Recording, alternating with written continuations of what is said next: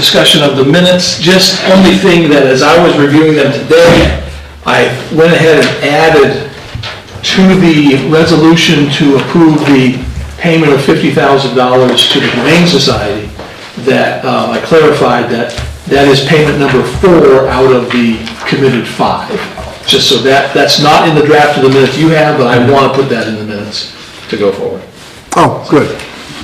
Shall we accept the minutes as added, as amended? All in favor of that? All right, good. We'll call that good. And is Chief Delhume here? We have not seen nor heard from the chief. He emailed me several times, he never responded, so. So we will move along to further discussion of LD 411 and act to amend the law governing the disposition of forfeited firearms. So the sheriff is scheduled to be here. I know that he just sent out a press release, so they had a fairly large fentanyl and cocaine bust in Fairfield. A couple houses down from you, I think.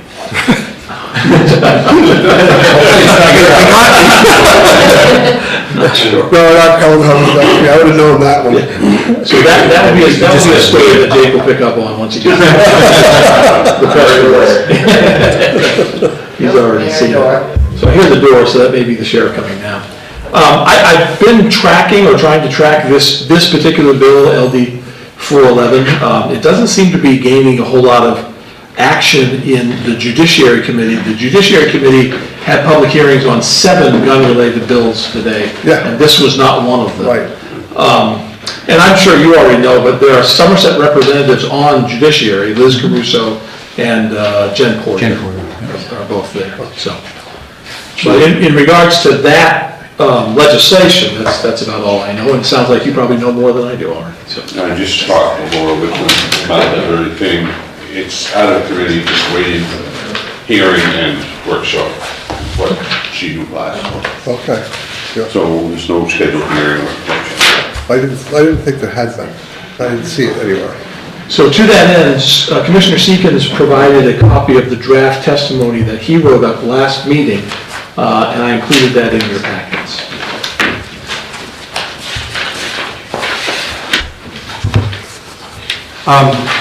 I don't know if you've done answer this question, but from my understanding, maybe you would know, Joel, there's sometimes certain bills are introduced that everyone knows with a wink and a nod are going to go absolutely nowhere. Is this one of them, or do we know anything like what the odds are on this? Or it's hard to say with the current makeup of the legislature and especially the Judiciary Committee. So, I haven't heard any sort of rumors about the governor. The governor is actually probably the most Second Amendment supportive Democrat in Augusta. Yeah. Surprisingly enough, but happy that that's the case, I guess. Do we want to discuss this letter, or did you, Sheriff, want to speak to this? I apologize for my some other things, but what is the question? Well, we're just talking about the LD 411, which makes it that you have to destroy all firearms that are confiscated. I think you know my position on that.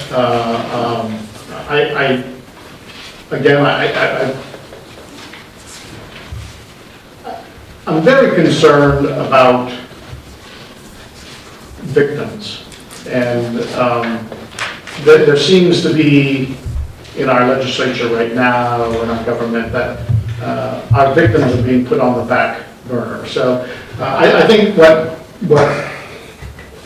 maybe decide the route that I take is that it was out of respect for the victims of crimes. But to this bill, I mean, it'll be interesting what they do with that.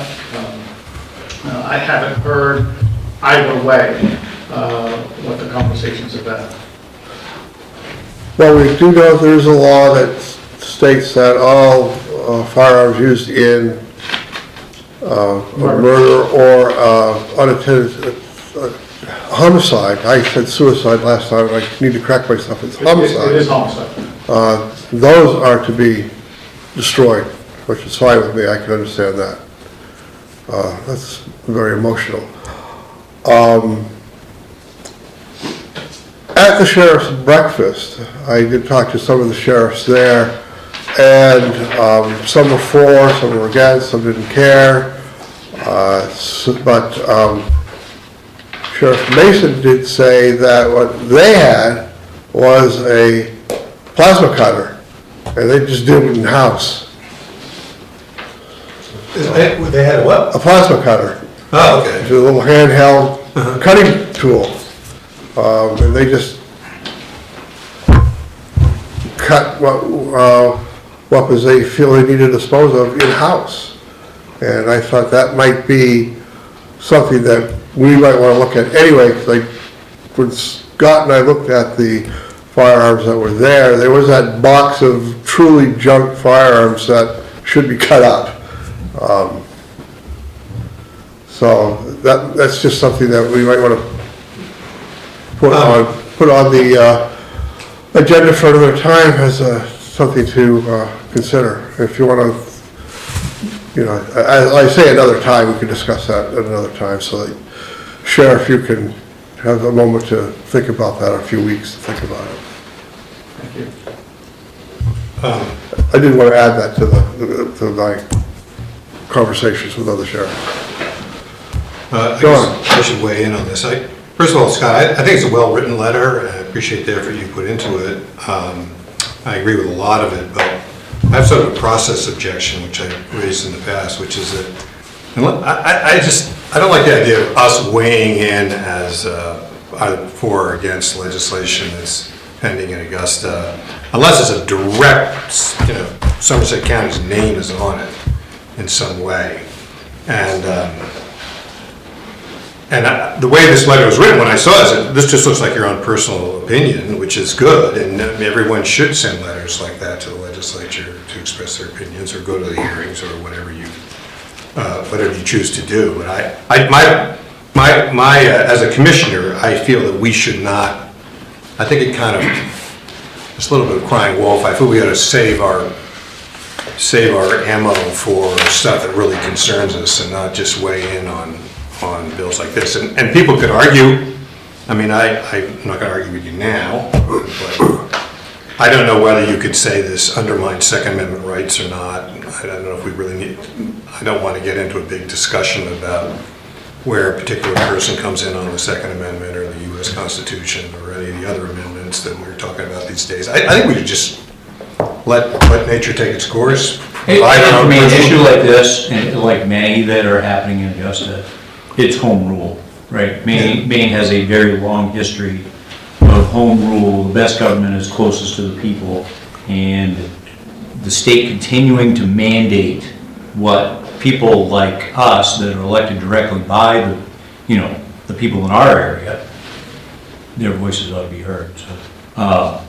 I would submit a letter on my own as opposed to, if the board was unanimous, I would support a board, signing on, but I wouldn't want to have the board sign on and have one or two members.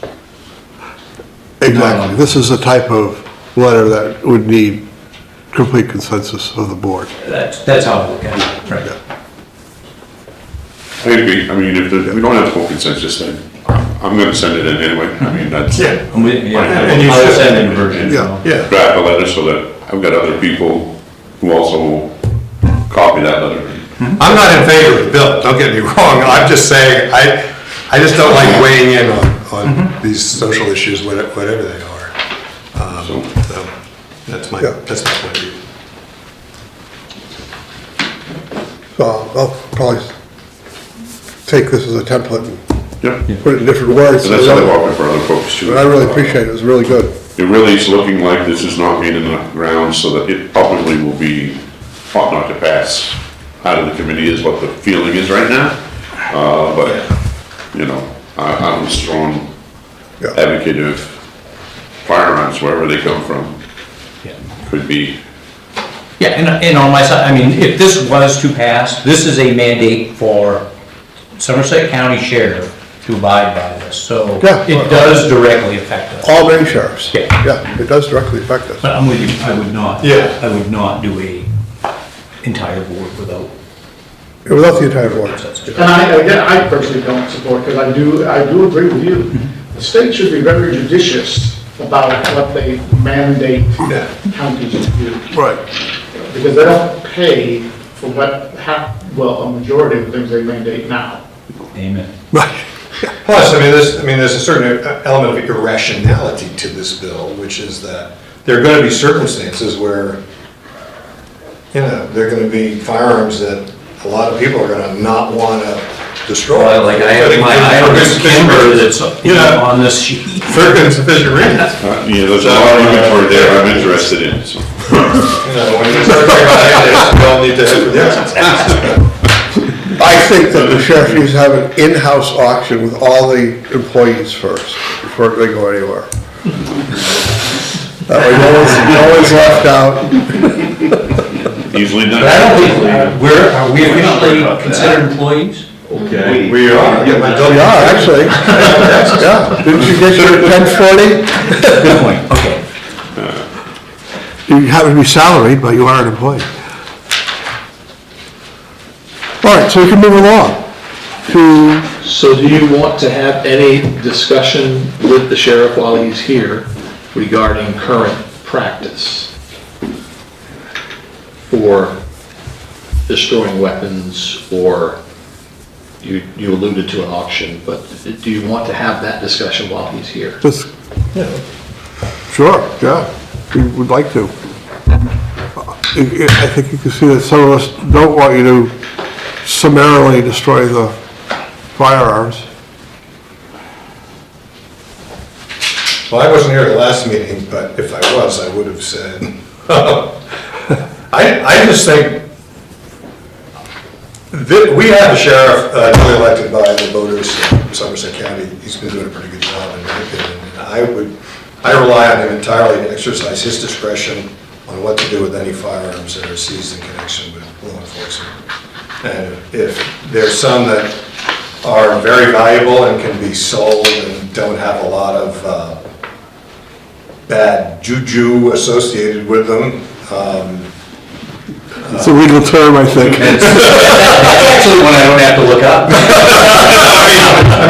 I mean, if someone in connection with the possession of a firearm by a felon case where some old local guy unfortunately has, despite his habitual offender conviction, still has a gun cabinet filled with nice old shotguns, you know, that have some value. I don't think those are tainted in some way with the commission of a violent crime.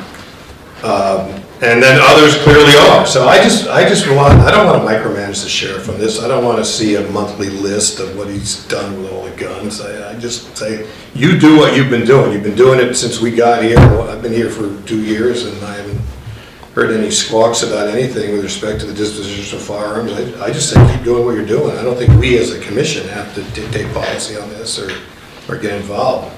That would be my position. You should go to Utah more often.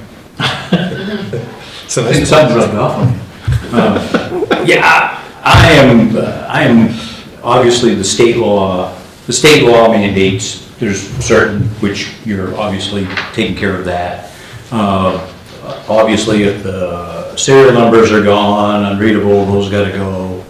But I am very much in favor of trying to recoup some tax dollars on perfectly good firearms in some manner. I think the two of you have done a little bit of research with locals and I don't know what the process would be. I'd be interested in understanding what a process might be that's not a burden on the sheriff and the sheriff's department.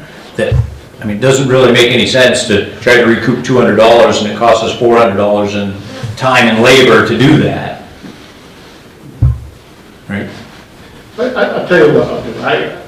let me think about it some more. I respect your opinions.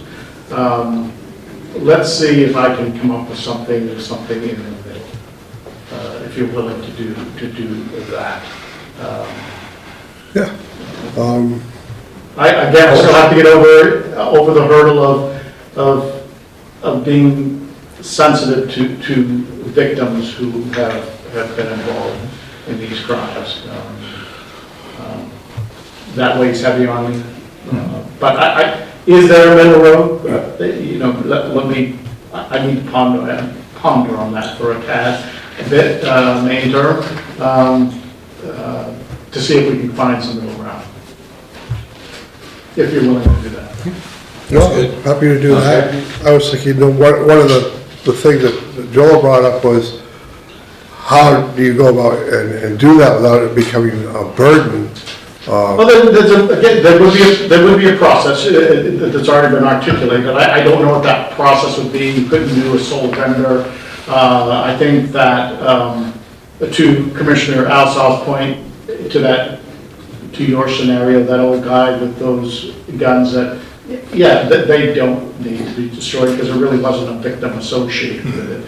And I heard what the commissioner said, and that to me has some validity, to move back more towards the center, and that's what I'm going to be thinking about.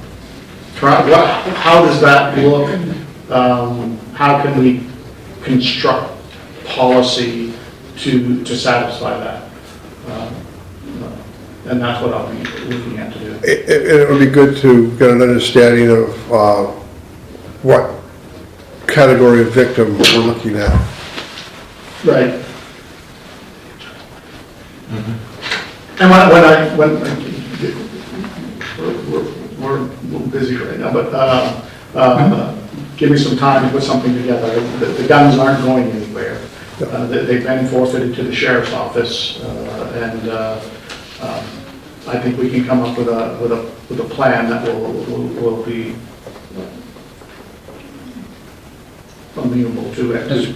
To all. That's good. I appreciate your time and thoughts on that. We'll look forward to hearing back. Thank you. And again, one of those things is if you find a outfit that will pay us to destroy them, that'd be great too. That satisfies my concerns. Yeah. And I will be giving you a list here of guns that have been forfeited to us, so you'll know that.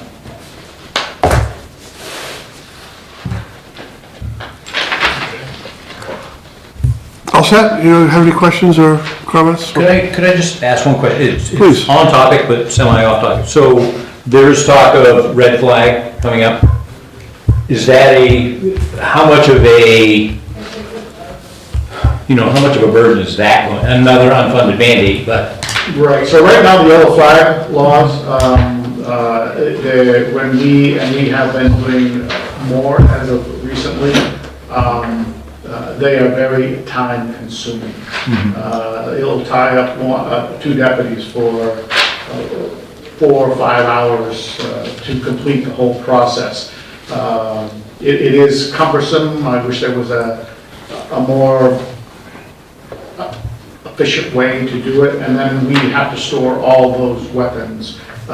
So we do have a lot of weapons in our evidence locker for quote-unquote safekeeping until a judge rules that they can or cannot have the weapons back. But it is the law as written, or how we're applying the law, is very time-consuming.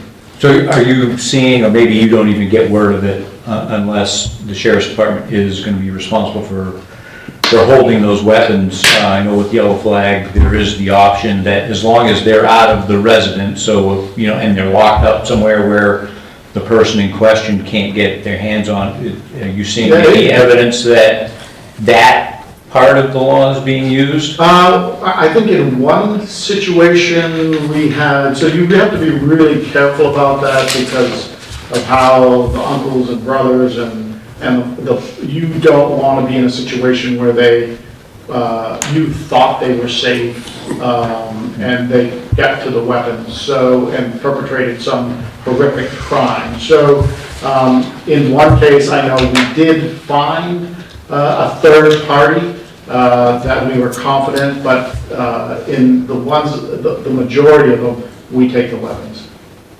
So that third party, that you actually work inside that part of the system, finding the third party, as opposed to the... Well, they might give us a name, we try to vet Okay. it, we vet that name, but we usually take, again, 99% of the time, we take the weapons, we hold them until we have to process them through evidence, which takes a detective to do that, an evidence person. We secure the guns so they don't rust or whatever. Do you see red flag doubling that, or is there gonna be much of a increase, you think? Or, I mean, Well, I know it's speculation. Speculation, but as written, it allows more people to call in and say, oh, this guy's or gal's not supposed to have guns, which then triggers a chain of events that have to happen, which means we would be taking in more weapons. Okay. And taking in more weapons, though it sounds like a benign process, it's actually quite comprehensive, because how we have to store them, and the time to log them in, and then we have to log them all out. So it is a time-consuming process. Is that an assignment from the quartermaster? Might be. And on that, the third party, I'm not warm and fuzzy about that at all, because I know of an instance where there was a third party who held the person's weapons, but that person came and Yeah, it's we got the yeah, gun I think and we've committed done it- murder. No, you're right. I think we've done it once, and that wasn't a cut and dry case. It was a complicated case. But to your point, I feel much because of the potentials of the things, we take the guns. Yeah, But again, it's the arduous process of processing through, holding them, protecting them so they don't succumb to any damage, because we then become liable for that because we took possession of the gun. yeah. So there is, it's not as easy as, and that's just the taking of the guns. There's the doctors and waiting for us for it to be seen by a doctor, and then the evaluation process. It's going to the courts for the affidavits. It's time consuming. The officers camping on the street. How often does it happen? So it comes in spurts. After the car, I saw a hard tick up of cases that we had to use a yellow flag law.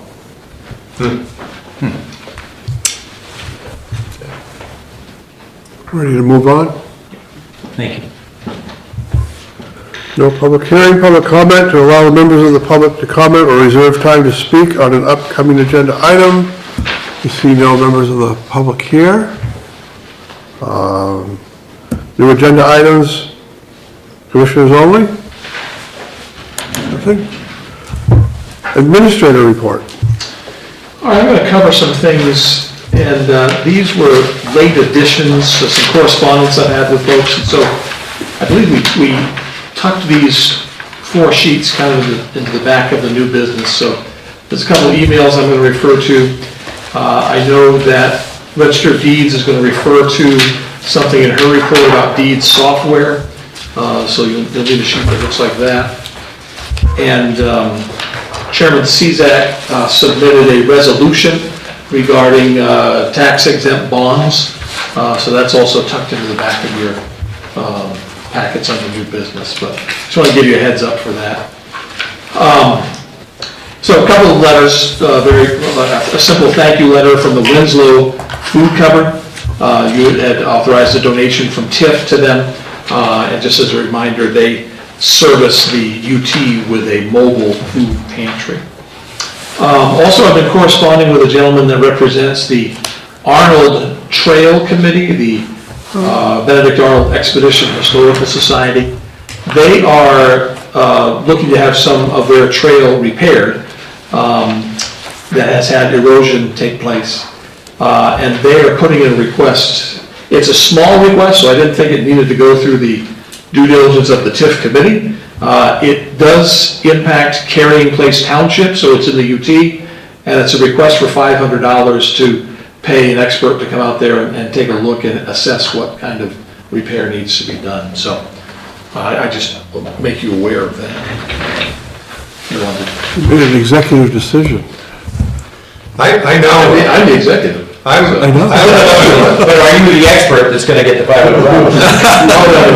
I'm going to plead guilty here because I know Bob Donovan. He's a very nice fellow, he lives in Emden, he's, works in the woods, and he's very involved with the Arnold Trail system, which I didn't really know anything about until I was riding my bicycle up that way several years ago. And there are actually trails hiking trails that Arnold marched theoretically, I don't know the extent of them, but it's interesting, and they've got signage, and you can also see them on the Long Falls Dam Road if you drive way up there past, way up in there. And so he was talking about, he was doing some volunteer work with me at the time, and he mentioned this project, and I said, Bob, you should apply to Somerset County because this is this is what we do. And so I'm glad he's taking me up on it. I don't know whether once he does all the assessments of the trail, they might be back for more money, but... Because apparently he didn't talk to you about the buckets and buckets of money that we have to give away since you only have... Well, I might have mentioned there was plenty. And it's refreshing to be able to fund projects that don't involve gasoline engines or groomers, trail groomers. So is it, to the commissioners, is this something you'd like to see on a resolution at the next meeting? I would be in favor. Yeah, probably should. Yeah. Okay. Bob's a great guy, by the way, I know Bob. Good. You know Bob? Yeah. Yeah, he's a great guy. Just a couple of other items from me. One, I did have some correspondence with Dean Cray a couple of weeks ago. Superior Court has his case between the appeal of Palmyra's, or the appeal of your decision against Palmyra. But that is not a Palmyra v. Somerset County case, that's a Palmyra v. Dean Cray case. And so Dean confirmed to me that it is before the Superior Court, it's being reviewed. What the timeline is on that, I don't know, but at least it's a good confirmation that it's in process right now. So I'm assuming we will hear, but I would just also assume the town of Palmyra and Dean Cray will hear their results, probably before we do. So I'll pass that along to you. The next scheduled commissioners meeting is May the 7th, so we have the Alsop break, 3 weeks between today and the next meeting. That puts me in beautiful Chattanooga, Tennessee on May the 7th. I'll be visiting my daughter down there, and so I will not be here, but the capable Leanne Dickey has told me that she can handle you guys for a couple of hours. So that's all I have to report. We promise to behave.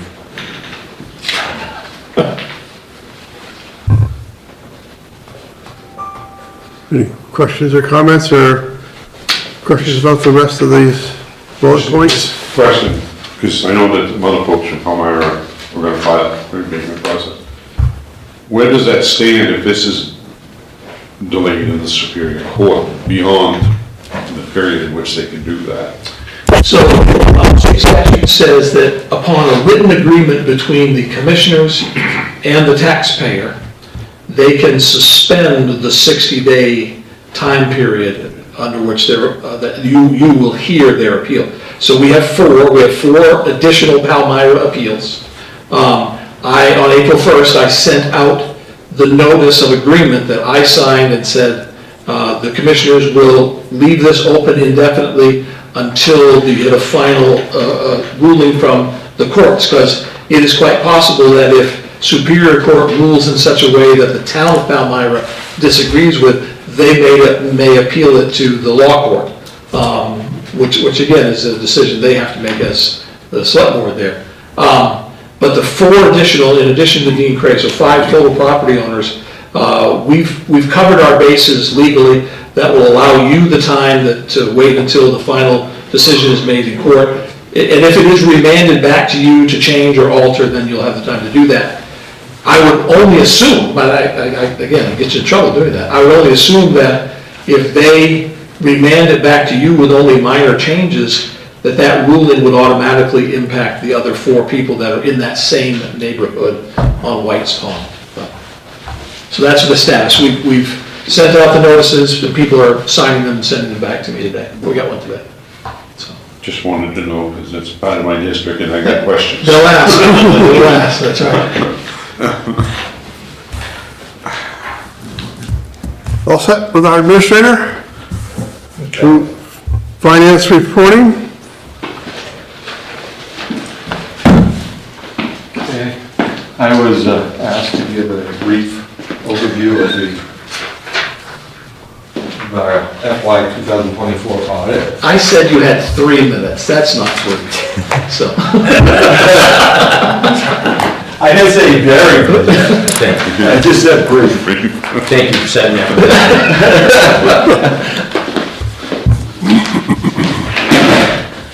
So, when it comes to our audit, the first part of the audit, they discuss our net position. And our net position is basically if you took all your assets, sold them, took the money from your assets and paid off all your liabilities, that's what you would have left over. So basically if you closed your doors and you sold all the assets and took care of all your liabilities. So that sheet that I handed out, the top line shows you, and I put a little history here so you can see how things were trending for the past 10 years. In FY 2013, a net position was $9,713,000, which was roughly 29% of our total asset base. For FY 2024, that has increased up to $36,692,000, which is roughly 78.8%. So there's 2 different factors that really are impacting the increase on our net position. One is our fund balances are improving throughout the years. And also our debt. We're paying off our debt, so that's a liability, so that's getting smaller. So those 2 factors are the main improvement causing the 27 million increase over the past 10 years in our net operating net position results. For FY 2024, we had an improvement of roughly 4.2 million in our general fund balance. 2.4 million of that was due to the increased reserve for our debt, to pay off our debt. About $1 million of that is due to improvement in labor savings that improved. And then about 0.6 million, 600,000 is due to interest income was higher than normal. So that made up most of the 4.2 improvement in our general fund. The jail fund in FY 2024 increased by 437,000. That is basically due to labor savings. Now the other figures on this form that I gave you, every year because of our bond, I have to send Moody's our financial results. And they utilize those results to form what they call the general obligation rating. Is basically our ability to meet our obligations. So one of the things that they look at is, I have listed here, is the available fund balance. In 2013, our available fund balance was $1,350,000, which is roughly 9.5% of our operating revenue. It has improved up until for FY 2024 is $19,974,000, or roughly 65.3% of our operating revenue. Over on the very right-hand side is what the Moody's used as the U.S. medians. We're actually improved and we're slightly above where the median is. Of course, over the last several years, because of the ARPA funds, it has kind of distorted our fund balances. I expect this number to come down more, to be in line to what the US median is, but we're pretty healthy right now. Is that in terms of the percentage, the median? Because Yes, the percentage, not the value. The thing is, they have different groups of counties that they group us in, and we're, of course, in the smallest Yeah. group of counties, but there's counties down south that are huge, bigger than our state government, so. But based on, I would say, the lowest group of county means, we're above where we should be. Did they give us a fund rating like AAA or? They do, they give us an actual general obligation rating. It is the ability for us to Right. meet our obligations, and Do they say what that rating is? right now it's, what is it, AA3? I think it's AA3 is the That sounds rating. good. What's that? that sounds good. Yeah. It's not bad, Better than the but, bonus. but they state, because we're a little smaller than the average, the rating we should be striving for is an AA2. That would be right in line. But you can see over the past 10 years, we have improved in basically all the categories, so it helps us if we ever did want to go out to get another bond. One of the other aspects they look at is our net cash balance. Our net cash balance in 2013 was $2,266,000, which was roughly 16% of our operating results. By 2024, we're up to $22,382,000 at 73.1%, and the means is 70.3. So we're right in line with that. And then the last thing that they look is at debt. They really, when it comes to the Moody's report, they really focus on the balance sheet. We kind of look at the revenues and the expenses, but when anyone's looking at giving anyone funding or loans or anything, they really focus on the balance sheet. The debt back in FY 2013 was at $22,690,000, or 160% of our operating revenue. In FY 2024, we're at $5 million, so we got $5,730,000 left to pay on the bond, and we're at 18.7%. And this, you can see that it was quite as substantially below what the means are at 48%. Can I ask another one of my patented stupid questions that I should have asked before you started, which is, the term operating revenue means exactly what? It's our total revenue from normal operations. So it doesn't include grants, doesn't include any funding that is not derived from our normal operations. So it's revenue. Does that include? Well, taxes. So if I may, in this 8 years of the budget committee, and I didn't clue in on this, we spend about $25 million a year. We give a bill to the taxpayer for $15 million. So that other $10 million is other revenues that we have.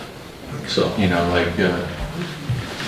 Housing. This is everything that comes in, Yeah, taxes, So- jail. just doesn't include grants. Okay. so to that, if I'm doing the math backwards here, if you go back to 2013, and we had available funds of $1.3 million, and that was a little less than 10%, we probably had a total expense budget of about $13 or $14 million. So the budget has grown from $14 million to $25 million, but our position of cash on hand has gotten much better during that time. And back at that day, we were only 5 years into the jail debt. And so our debt was at $22 million, and we had an operating budget of $13, $14 million. Yeah. So that was why it was topsy-turvy. So, you hear this every meeting, but Patrick's doing a heck of a job. And really, this really shows that. I think the one thing that we look at is that fund balance at 65% and getting it down to 45 or 43% to be kind of on par. That will really come to you through the process of utilizing more undesignated fund balance to offset taxes over the next several budgets. And that's what what's that term the auditor uses, their management letter? Yes. That That's one of the points I was going to tell you about. In the management letter, which is both the general fund and the UT, both had the same discussion on surplus funding. Of course, the general fund, we look at 20%. Anything that's greater than 20% of the following total tax liability needs to be used to offset taxes. When it comes to the UT, it's 10% of the current year's expenditures. A little different on the timing, but the assumption is the same, except for UT is 10% and the general fund is 20%. Okay, so I have one, I don't know if this is a question or not. If a county government such as ours knew year in, year out, there were always going to be 5 unfilled positions, and that created a labor savings year in, year out, predictable, what would the impact be of just eliminating those positions that are never filled? How would that affect? We have done that in budget process. Yeah. We've done that in the jail budget, not this year or the year before, but the year before that. We budgeted for 31 CO positions, but they always try to fill the 36. So we took the cost of 5 positions out of the budget with the assumption that we've always had this turnover. We didn't eliminate the positions, Yeah. we just took the But cost of them out of the would that would affect the fund balance, the undesignated fund balance? Well, in It's kind of a theory, paper transaction. right, in theory, if he did fill those 36 positions, we would have to utilize some of the unfunded balance to actually balance the budget, and that's what we normally do. Okay. The county has, substantial undesignated fund balance, but we do have a plan over the next 4 to 5 years to utilize all those funds and try to keep any increases below 3% or lower for the next 5 years. Somewhere in the middle of your 3-minute presentation, you had talked about labor savings. Was that from unfilled positions, or was it was from unfilled positions? So it wasn't that we filled positions, now we're paying less overtime, No. they were just unfilled for that period of time, and it was. The majority of it's unfilled positions, but at the same time though, if we have a senior employee that leaves and we fill it with a new hire, of course the wage level is going to be less. Right. Okay.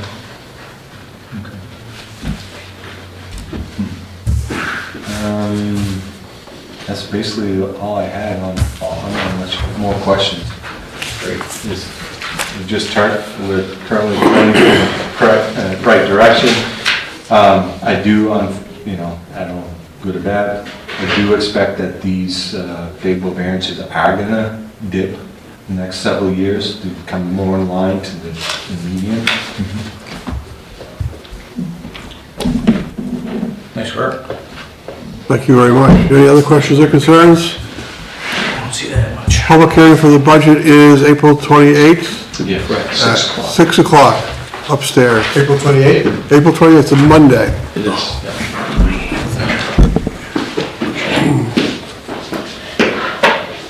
And with that, I will go on to our esteemed department heads. Sheriff? Just to let you know that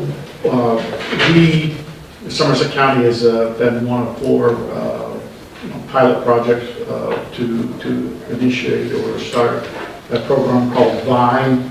And VINE is an acronym for Victim Information and Notification Every Day. So right now, if you are arrested and you have a victim, upon release, the jail is obligated to notify the victim of the release. This Vine program, pilot program, would be electronic notification that the people can sign up for and can check 24 hours a day where their perpetrator if they're still in jail or if they have gotten out. So that's working its way. We're looking to see if the state would pay for that. There were hearings. There's been some pushback, and oddly enough, some of the pushback has been from the domestic violence people. But there's been several meetings since. We're still going to move forward with the project, the pilot program, and report out at the end of the year. But just so you know that the word Vine, you will hear that again. Axon has started the installation of the cameras, in-car cameras.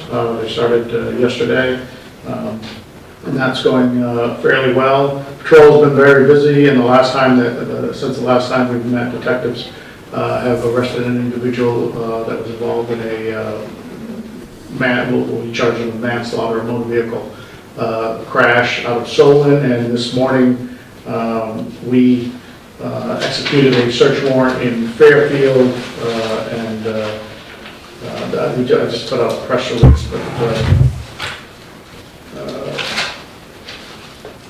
I believe to be accurate, we took in or seized, more correctly stated, 370 grams of fentanyl. And that's enough to kill 185,000 people. So that they have also they've been busy on that. And just to let you know, internal movement, Sergeant Blodgett has been put in place. He's been moved up to the detective's office, out of the DA's office. He's on vacation this week, so it's next week before he starts. And Detective Leal is now doing the domestic violence investigator out of the DA's office. That 370 grams, that was Fairfield Yes. today? Yes. We made 3 arrests and summoned 1 person. What we're finding, this trend, this alarming trend, and it will be in the post, that we also took crack cocaine out of there today. They're lacing the crack cocaine with fentanyl. Fentanyl is an opiate, which is highly addictive. So I guess it's a marketing scheme on their behalf. But it's very dangerous because people who think they're just snorting coke or could be ingesting fentanyl, and it doesn't take much to kill you. Couldn't even imagine that 30 years ago being around here. Isn't that I was crazy? around 30 years ago, and you are correct. I was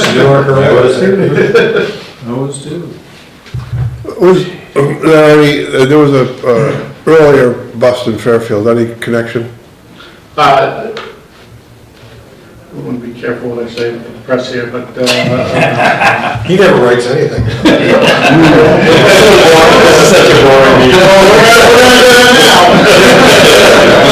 I think we're the greatest. I don't know. Good jobs in cleaning up Fairfield. What was the question? My other question is on the Vine, electronic notification. How is that done? So there is a process. It's done in 49 other states. We're the last state in the union to do it. So it'll be done 2 ways. The jail personnel could help a victim register. We have card. I'm going to be, once the logistics have been worked out here, and I think that's going to happen within the next few weeks, I'm going to be meeting with we have 3 local police departments operating in this county. I'm going to meet with the police chiefs. Patrol officers will have a card that they can give the victims to show them how they can register a real simple process, so they'll know where their perpetrator is at all times. What is that, so do they go online to get that information? Yeah. Yeah, it doesn't get texted to them or No. emailed, okay. It's very interesting, one of the stories was why I wanted to be one of the pilot programs, again, back to victims. Victims should know where their perpetrators are. We get a call all the time at the jail, is this person still in jail?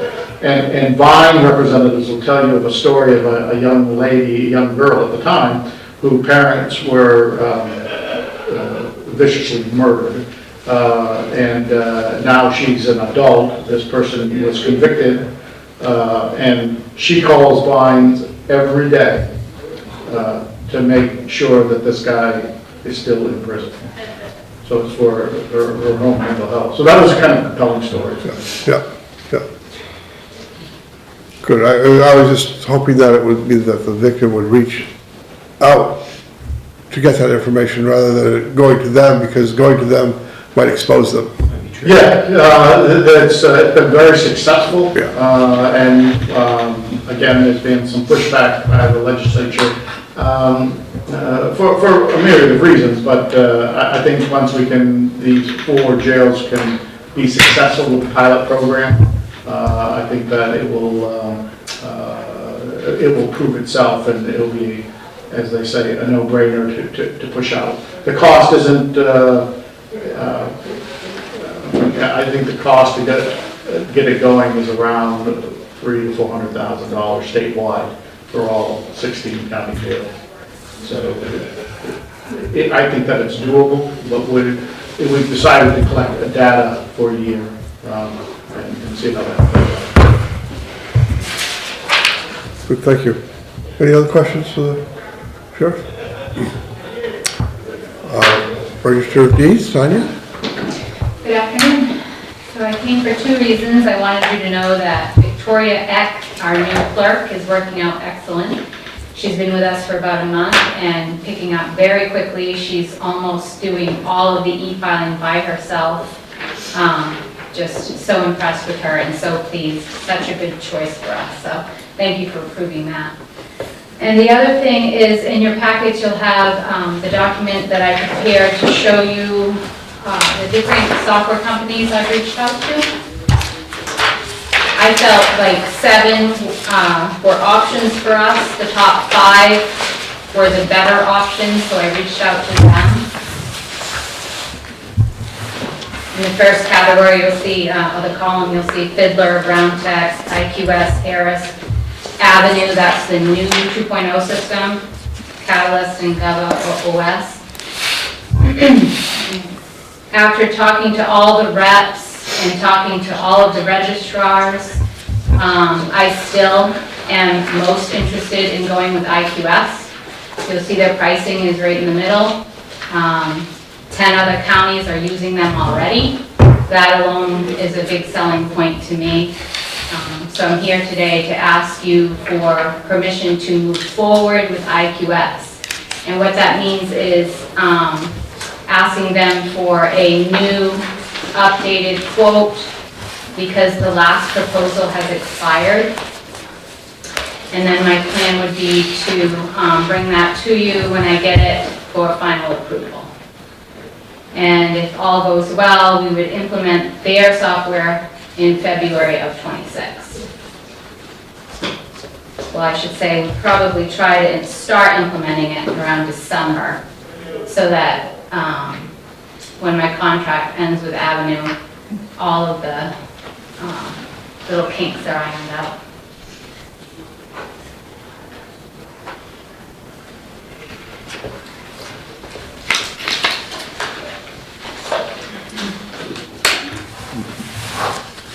So in my conversations with Tanya, I felt that this met the criteria for quotes and bidding for this very unique type of service.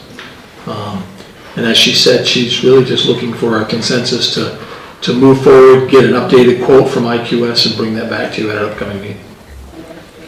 I'm in support thereof. Ditto.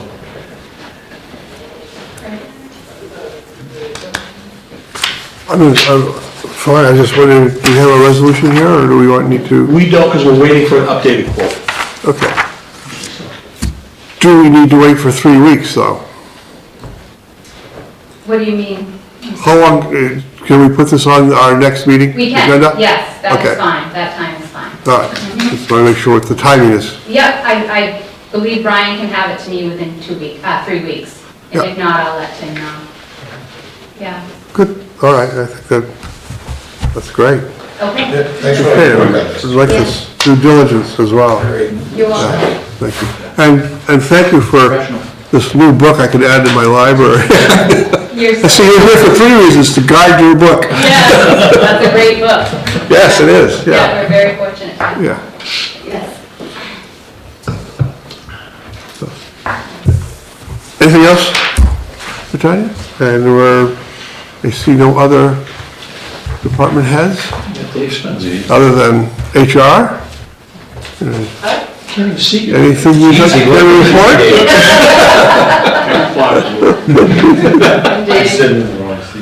Yeah, that's it, that's fine. No unfinished business. New business, resolution 2563 to approve commissioner's mileage reimbursement for the first quarter of 2025.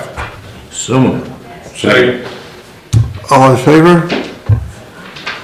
But you guys have to recuse yourselves? Joel, Big money.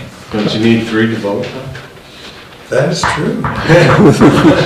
Don't make it more difficult than that. Resolution 2564 to authorize the hiring of Leslie Madewell, Robert Wagner, excuse me if I didn't pronounce that right, and Alicia Stoddard as correctional officers at the Somerset County Jail. So moved. Second. Discussion. All in favor? Resolution 2565 to approve a resolution to the Maine congressional delegation to protect the tax exempt status of municipal bonds. Second. Discussion? All in favor? There you go. Resolution 2566 to authorize the transfer of funds for IT electrical upgrades. So I left this intentionally vague. If you want a second on a motion, or a motion and a second, I'll tell you about it. Did we motion? I'll second it. So, Yeah, I'll second. So I unfortunately, I didn't really understand all the stuff that was going on, so Patrick helped explain it to me this afternoon. Is Pavel here? No. Okay, so I didn't want to step on his toes. So they're installing a battery backup system for our servers. And in the process of installing that, they realized that there's not enough power to power this battery. So Travers Electric has come in and said, this is what it'll cost you to install this new battery, about $5,900. But it won't fit on this panel. So you need a 200 amp panel so this will work. And, you know, in a previous life somewhere, it was wired, you know, in a certain way. And Travis says that's not gonna handle it. So I didn't want to alert the sheriff by asking for an extra 200 amps in our system here, because that's usually a trigger for certain grows in the area that they ask for this. Good move. Where is this? Yeah, it's, Patrick will be maintaining it in the basement. But, so what I've written into my notes here is the motion is to authorize spending $6,500 to upgrade that panel to a 200 amp panel, and $59,0247 to install the new battery for the server. So in your signature pages, you have 2 separate signature items, one for $6,500 and one for $59,02.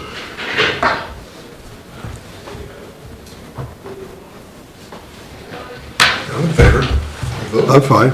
Yeah. Ready to vote? Any questions? All in favor? gotta do what you gotta do.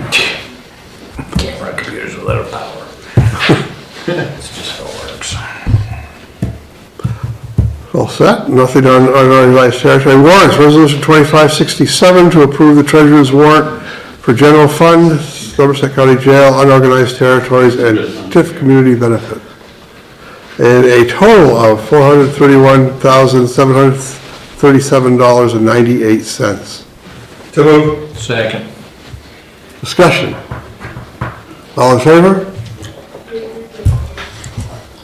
Miscellaneous discussion items, commissioners only?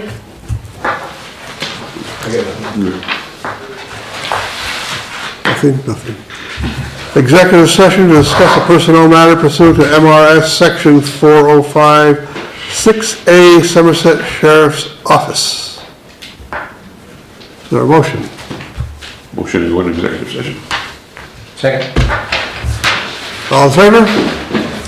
We are in executive session.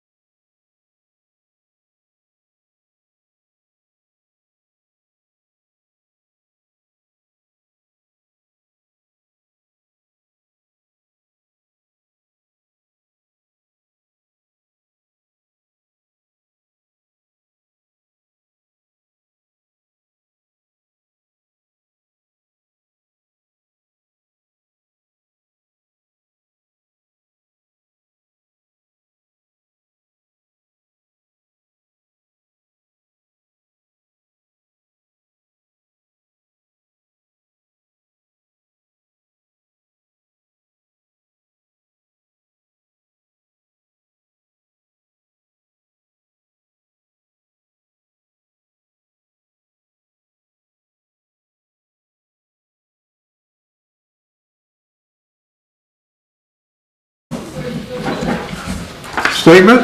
Motion to adjourn. So, second, Super. Okay? it's not the right one. And it's, All in favor may leave, all opposed can stay. John, I started watching the show The Pit. The pit, they have the Fendel, you get the Fendel thing in it? And, yeah, and we've like binged like 6 episodes. My Oh, wife it's- finds it soothing, it drives me crazy.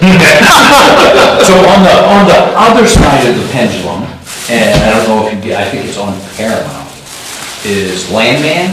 Oh, I put it out. Put it on there. Oh, the ex-wife turns me off, she's, What's that? the ex-wife. Oh, she drives me crazy. But, you know, I'm very, big on my son-in-law, super guy.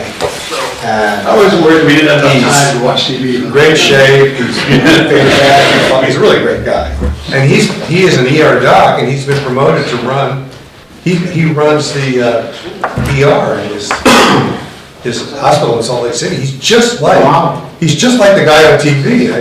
We watched it with him, he's so funny. That's That's my son-in-law out there. That's a large hospital. Oh, yeah, he's got all the essentials to do the job. It's pretty amazing. Can't remember what You want to that see it? series If was. you want to watch a good movie, it's called 6888, or, yeah, 6888. It has to do with African-American women in the military in World War II. Oh, I saw the mail thing? Yeah, with the mail. Yeah. That was phenomenal. Yeah. How they were able to get mail out in 3 months. And they were given this task, their supervisor didn't want them to, the general in charge, a colonel, didn't want them to succeed. And he takes them to this warehouse where all this Yeah, it's like huge.